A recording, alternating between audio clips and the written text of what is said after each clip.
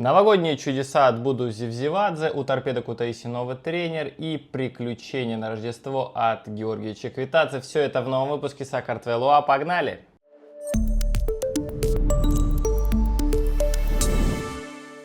Ну что же, всем привет, привет 2025, что ты нам готовишь, какие результаты, какие матчи, не знаю. Но начать хотелось бы, конечно же, с поздравления всех с наступившим Новым годом, с наступившим уже Рождеством. Желаю счастья, здоровья, чтобы все у вас получалось. Этот тост за вас.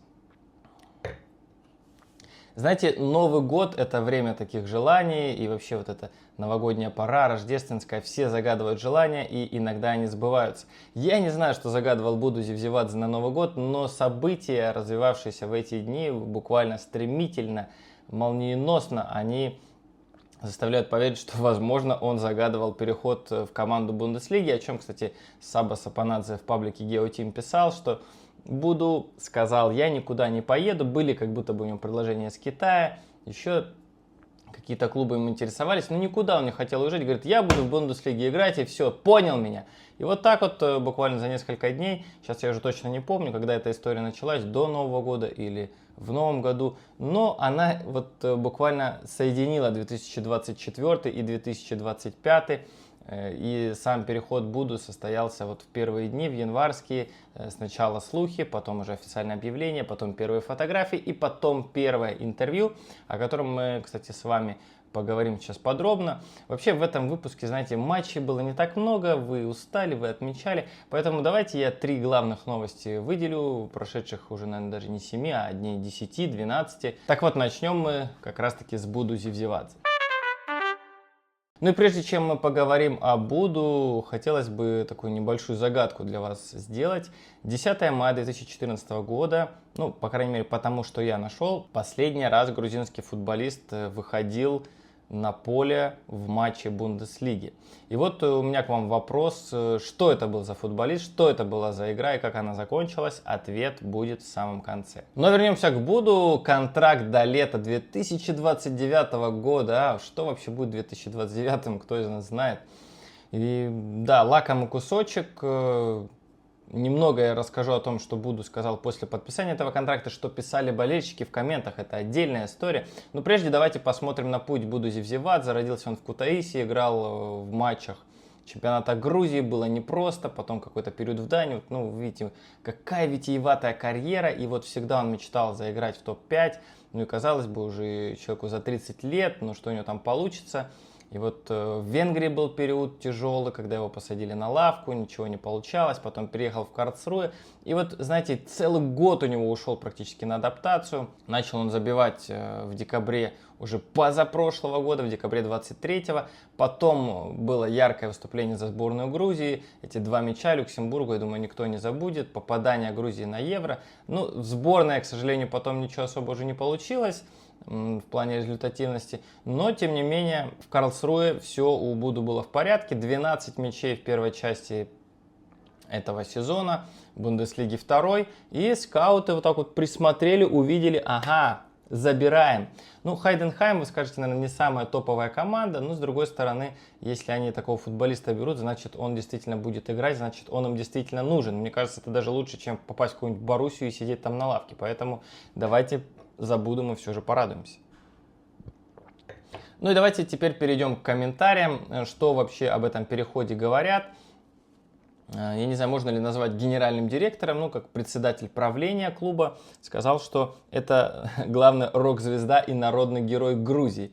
Ну, такое ощущение, что бывал он на матчах грузинской сборной, не знаю, в Тбилиси, в Батуми или же на чемпионате Европы, но понимает он, о чем говорит. Ну, как же мы будем обсуждать этот трансфер без слов самого Буду Зевзевадзе? Давайте послушаем, что он сказал сразу же в первом интервью клубному YouTube-каналу. Кстати, сказал он на английском, не на немецком, хотя я думал, за год он там что-то подучил, ну, возможно, переволновался, кто знает. Я всегда хотел играть в топ-5 чемпионатов. Когда появился этот вариант с Хайденхаймом, вы знаете, это было не так просто принять подобное решение, потому что болельщики в Карлсруэ очень любили меня, я был лидером команды, но моей мечтой всегда было играть в Бундеслиге. И когда такой шанс появился, мне просто не хотелось его упускать. Я счастлив, что совсем скоро буду играть в Бундеслиге. Но, кстати, совсем скоро, это 11 января, может состояться дебют в матче против Унион Берлина. Я думаю, что надо помечать вам в календаре эту дату, врубать. И мы вернемся к вопросу, что 11 лет, фактически 10,5 лет грузинские футболисты не играли в Бундеслиге. Ну и добавлять здесь буду Зевзевадзе. Я всегда работаю много на поле, люблю забивать голы, ну а кто не любит. Я сделаю все, чтобы помочь команде моими голами и хорошей игрой. Вот такие комментарии буду Зевзевадзе, добавить нечего, виден его серьезный настрой. Там, поскольку, знаете, когда футболисты присоединяются к команде, они обычно так вливаются потихонечку, по индивидуальной программе работают, поэтому видео на ютубе, вот, с которого я взял этот комментарий, там очень много буду Зевзевадзе и другого новичка, но комментарии как раз-таки про Зевзевадзе, и я, наверное, выделю самые яркие, но видите, россыпь вообще всех комментариев, что только не пишут. Но я остановлюсь на тех, которые мне запомнились. Поздравляю Буду, он везет с собой всю Грузию. Вот я не знаю, понимают ли это админы, работники Хайденхайма, что сейчас произойдет. Вот этот язык, да, непривычный для них, диковинный, с непонятной для немцев письменностью сейчас, мне кажется, будет доминировать в комментариях. И, конечно же, ждем, когда это случится. Главный тренер Карлсруэ, кстати, сказал: мы потеряли одного из выдающихся нападающих лиги, уход Буду большая потеря для нас. Ну, логично, здесь нечего добавить. Ну а по поводу комментариев болельщиков, я еще скажу, что вот был интересный коммент про Хинкали. И что у Хайденхайма теперь появится 5 миллионов болельщиков в Грузии. Это, да, такое расширение фан-базы. Я, честно, не исследовал, насколько там сейчас увеличится количество подписчиков, но увеличится вне всяких сомнений. Да, еще один забавный комментарий. Админ скоро полюбит Грузию. Наверное, сам админ еще этого не понимает. Мне кажется, что вообще какое обрушится сейчас на клуб внимание со стороны грузинских болельщиков. Вот такая история Буду Зевзевадзе. Ну, она, хочется верить, что только начинается в чемпионате Германии, именно в Бундеслиге. На вопрос, кто был предшественником Буду, я отвечу чуть позже. Идем далее. Дирк Шустер, главный тренер Торпедо Кутаиси. Кого-то шокировала эта новость, кого-то удивила, кто-то сказал, нормально, в порядке. Торпедо Кутаиси так постепенно отвоевывает позиции, доминирующие в грузинском футболе. И уже который год подряд финиширует выше Динамо Тбилиси. И вот в минувшем сезоне случилось вновь то же самое. Шотландец Стив Кин, который тренировал команду уже 1,5 года, он постоянно финишировал выше, чем Дилагори, но до этого было 3-е место, в этом году даже 2-е место, и боролись долгое время за чемпионство.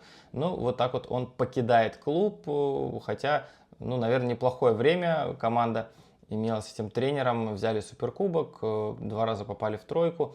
Но, собственно, кто такой Дирк Шустер? Самый интересный факт, который сейчас цитируют все СМИ, это что в 2016 году Дирк Шустер был признан тренером года в Германии. Представьте, во всей Германии, в Бундеслиге. Он вывел команду 3-й лиги Дармштадт буквально за несколько сезонов. Эта команда была аутсайдером вообще 3-го немецкого дивизиона. Представляете, еще ниже, чем Буду Зевзевадзе. Там он где-то играл, тренировал. И вот так вот довел команду до Бундеслиги. И осталась, команда не вылетела, 14 место заняла. Поэтому вот это главный, пожалуй, его результат. Хотя после этого, наверное, таких ярких периодов в его карьере пока не было. Но почему бы теперь с Торпедо Кутаиси не попасть, например, в группу Еврокубков? Почему нет? Ну и в заключение добавлю, что информация про Дирка Шустера, она такая близкая к официальной, но какого-то финального подтверждения о том, что вот уже он в клубе, именно со стороны клуба, пока мы не видели. Георгий Чиквитадзе, он продолжает взрывать британские СМИ. Был большой материал на сайте английской премьер-лиги. Там вот посчитали всю статистику. Вот посмотрите, сразу по 2 показателям Георгий топ. Удивительно. Хотя, может быть, для нас с вами не удивительно. Мы-то знаем его возможности. И вот еще один любопытный факт, что он сейчас играл вот в эти праздники и середины декабря, фактически через 2/3. 6 матчей он провел по 90 минут, один матч его там заменили, гол и голевая передача. Есть материал на сайте английской премьер-лиги касательно футболистов чемпионшипа, которые как будто бы переросли чемпионшип, и вот в следующем году мы должны их увидеть в английской премьер-лиге. И вот среди прочих там есть Георгий Чеквитадзе, очень лестно авторы о нем отзываются. Вот хотелось бы тоже какие-то моменты процитировать. Трудолюбивый командный игрок, который хорошо прессингует. Только 3 игрока чемпионшипа чаще владели мячом в последней трети поля, чем Чеквитадзе. Способность футболиста создавать моменты магии делает его особым талантом. И, наверное, стоит еще добавить, что он прибавил 1,5 миллиона евро в стоимости. Ну, не знаю, в зарплате, в своих банковских вкладах прибавил он или нет. Но вот в стоимости на трансфермаркте прибавил. И напомню также, что ему всего 25 лет. Карьера в АПЛ впереди. Ждем, верим. И, повторюсь, интрига. Кто же первый из грузинских футболистов в этом году сыграет в английской премьер-лиге? Она остается открытой.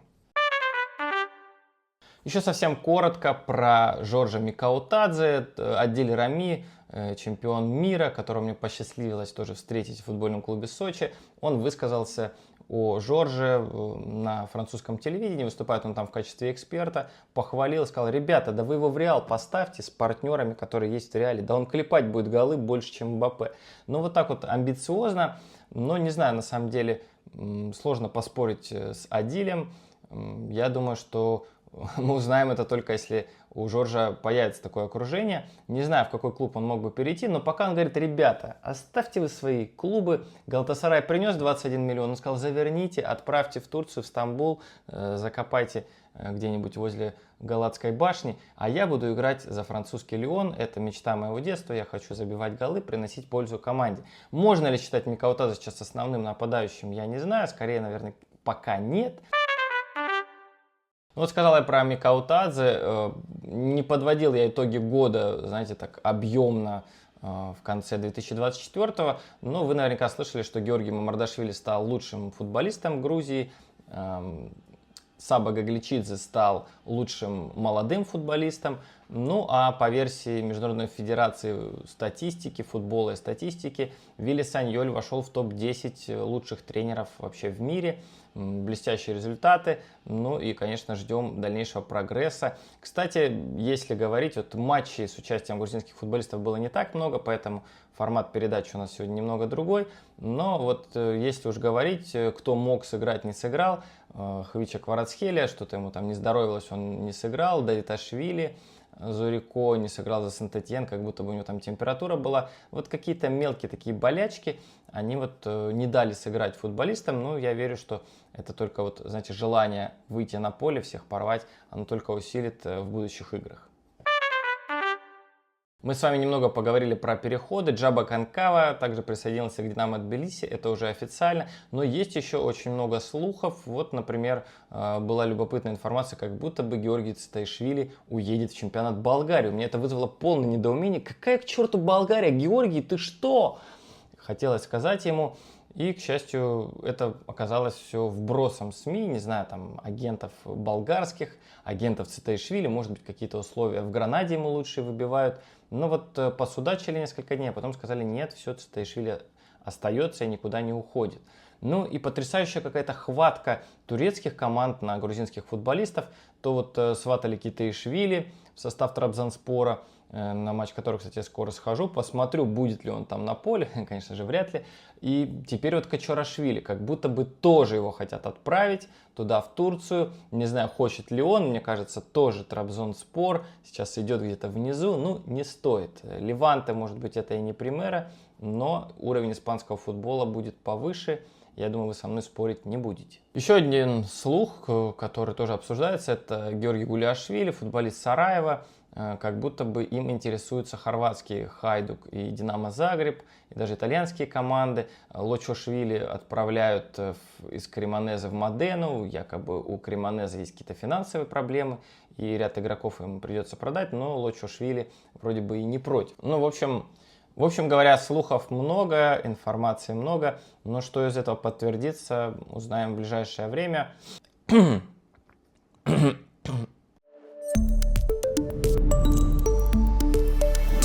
Ну, и вы наверняка ждете ответ на финальный вопрос. Это Леван Кабиашвили, хорошо известный вам нынешний президент Федерации футбола Грузии. В 2014 году играл он в составе Герты, кстати, был капитаном этой команды. Играли против Боруссии Дортмунд, проиграли 0-4, но у Левана 351 матч в рамках Бундеслиги, сумасшедшая цифра.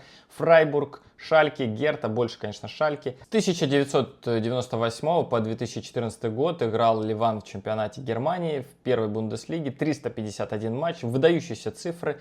Конечно, тяжело будет Буду Зевзевадзе за его карьеру такие цифры набрать, но давайте хотя бы выпьем за то, чтобы Буду стал таким твердым игроком основы Хайденхайма, а мы каждые выходные включали Бундеслигу, понимая, что сейчас будет на кого посмотреть. До новых встреч, удачи грузинским футболистам. Запись